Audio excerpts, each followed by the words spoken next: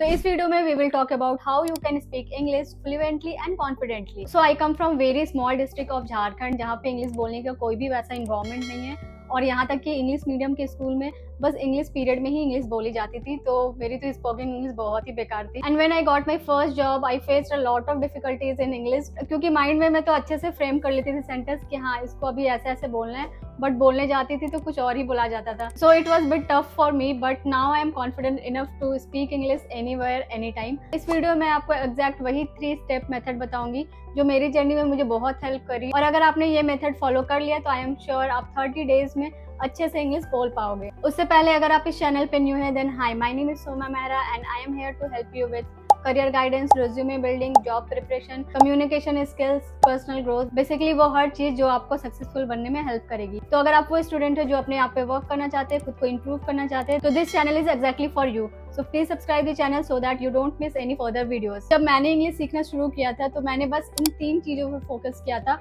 और ये 3 चीज मुझे बहुत ज्यादा हेल्प की थी। So now let's discuss all those 3 points. तो first point was shadowing.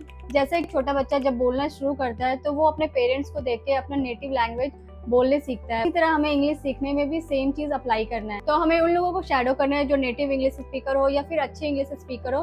Movie देख सकते हो, ब्लॉग्स देख सकते हो, इंग्लिश में पॉडकास्ट देख सकते हो। तो फर्स्ट हैबिट आपको बनानी है कि जो भी चीज आप कंटेंट कंज्यूम कर रहे हो वो सारी चीज इंग्लिश में होने चाहिए, चाहे वो पॉडकास्ट हो, चाहे वो मूवी हो, चाहे वो ब्लॉग हो। उससे आपको लिसनिंग स्किल्स डेवलप हो गए कि इंग्लिश में एग्जैक्टली बोला कैसे जाता है, फ्लो कैसी होनी चाहिए, कौन से वर्ड में कितने ज्यादा एनर्जी से बोलना है, किसमें थोड़ा स्लो होकर बोलना है, वो सारी चीज आपको उस टाइम नोट करनी है। तो ये फर्स्ट स्टेप बहुत ही सिंपल है, लेकिन इसको आपको कंसिस्टेंटली 30 डेज करने हैं। और जब भी आप पॉडकास्ट सुनने बैठे और कोई भी ऐसा वर्ड है जो आपको डिफिकल्ट लगे, उसके लिए आप सेपरेट डायरी बना सकते हैं, और जितने भी हार्ड वर्ड्स है उसको आपको एक जगह नोट डाउन करना है, और बाद में उस सारे वर्ड्स का आप मीनिंग लिख सकते हो। तो ऐसे आप नए नए वर्ड्स भी सीखोगे, और इसी वर्ड्स का यूज करके आप बाद में सेंटेंस फ्रेम कर सकते हो। तो this is our second point, framing the sentence. यहाँ पे सबसे बड़ी गलती क्या करते हैं कि हमें बताया जाता है कि आपको पहले हिंदी में सोचना है, फिर हिंदी का सेंटेंस को फिर इंग्लिश में कन्वर्ट करना है, लेकिन ये बहुत ज्यादा डिफिकल्ट होता है और ये सही स्ट्रक्चर भी नहीं है, क्योंकि हिंदी का हमारा सेंटेंस अलग स्ट्रक्चर में फ्रेम होते हैं और इंग्लिश का सेंटेंस अलग स्ट्रक्चर में फ्रेम होते हैं। कोई भी चीज बोलने से पहले आपके माइंड में क्लियर होना चाहिए कि आप क्या बोलने वाले हो। तो उस चीज को प्रैक्टिस करने के लिए आपका सेंटेंस फॉर्मेशन बहुत अच्छा होना चाहिए कि आप अच्छे से सेंटेंस फॉर्म कर रहे हो और फिर उस चीज को बोल रहे हो। तो उसका सबसे बेस्ट मेथड इज राइटिंग। तो आपको फर्स्ट फ्यू वीक में आपका डेली रूटीन लिखना है, वो भी बिल्कुल सिंपल सेंटेंस में, जैसे आई वोक अप एट 8 o'clock, या फिर I had a tea with my mom, फिर I felt so happy today. तो इस टाइप का सेंटेंस आपको फॉर्म करना है। आपको बस सिंपल सिंपल सेंटेंस फॉर्म करना है, जस्ट 1 लाइनर रहना चाहिए, और ये चीज आपको 1 से 2 वीक तक करने हैं। नेक्स्ट 3rd वीक से आपको थोड़ा लॉन्ग सेंटेंस फॉर्म करने का ट्राई करना है, और उसमें आपको कनेक्टिंग वर्ड्स यूज करना है, जैसे बिकॉज, बट, मोरओवर, ऑल्दो, इस टाइप का आपको कनेक्टिंग वर्ड्स यूज करना है। For an example, I am learning English but I want to be a good speaker. तो इस टाइप का आपको सेंटेंस फ्रेम करना है। 2 सेंटेंस को एक सेंटेंस में कनेक्ट करके आपको सेंटेंस फ्रेम करने का ट्राई करना है। तो आपको हिंदी थॉट्स को इंग्लिश थॉट में कन्वर्ट नहीं करना है, आपको डायरेक्टली इंग्लिश सोचने का ही ट्राई करना है। वो स्टार्टिंग में थोड़ा डिफिकल्ट होगा, बट धीरे धीरे आप आराम से कर पाओगे। उसके बाद 5th वीक ऑनवर्ड्स आपको लॉन्ग पैराग्राफ लिखने का ट्राई करना है। जैसे भी आप लिख पा रहे हो, टूटा फूटा ग्रामेटिकल मिस्टेक है, फिर आपको लिखने का ट्राई करना है। आपको बिल्कुल परफेक्ट सेंटेंस बनाने में फोकस नहीं करना है कि एकदम ही परफेक्ट बन जाएगा।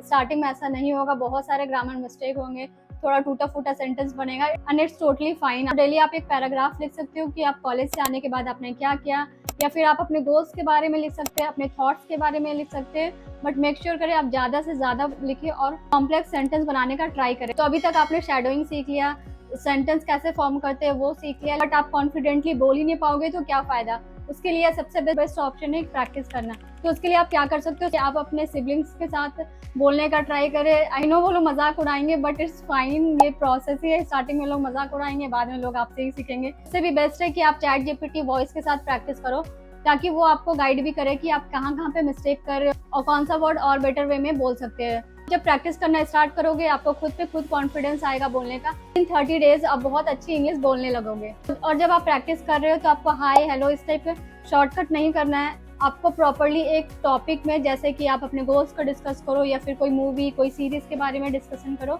और उस वे में आप कन्वर्सेशन टोन में आप बात करने का ट्राई करो, ताकि आपके बोलने का तरीका और स्पोकन इंग्लिश वो बेटर हो। वह भी एक बेस्ट ऑप्शन है कि आप मिरर के सामने प्रैक्टिस करें। मिरर के सामने आप प्रैक्टिस करोगे तो आपका कॉन्फिडेंस लेवल और भी बढ़ जाएगा। आपका बॉडी पोस्चर आप देख सकते हो कि आप किस वे में बात कर रहे हो, आपका हैंड जेस्चर क्या है, आप आईज तो ज़्यादा बार बार ब्लिंक नहीं कर रहे हो, और आई कॉन्टैक्ट देख सकते हो कि आप अपने आप से कैसे बात कर रहे हो। और ये सारी चीज़ आपके प्रेजेंटेशन में भी हेल्प करेगी, कहीं भी आप अपने आप को प्रेजेंट कर रहे हो या फिर स्पीच दे रहे हो, तो ये सारी चीज़ आपको बहुत ज़्यादा हेल्प करेगी। और आप जब भी इंग्लिश सीखना स्टार्ट कर रहे हो तो आप हर वीक अपने आप को रिकॉर्ड करो, और हर दूसरे वीक आप देखोगे कि आप में कुछ ना कुछ जरूर इम्प्रूवमेंट है। आपका पहले बोलने का तरीका कैसा था और अब आप कैसे बोल रहे हो, तो बहुत ज़्यादा आपको फ़र्क दिखेगा।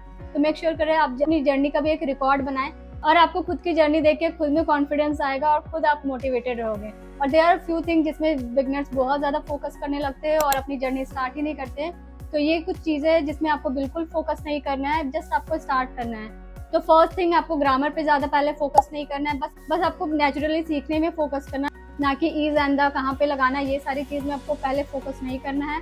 और दूसरी चीज़, आपको डिफिकल्ट वर्ड में ज़्यादा फोकस नहीं करना है।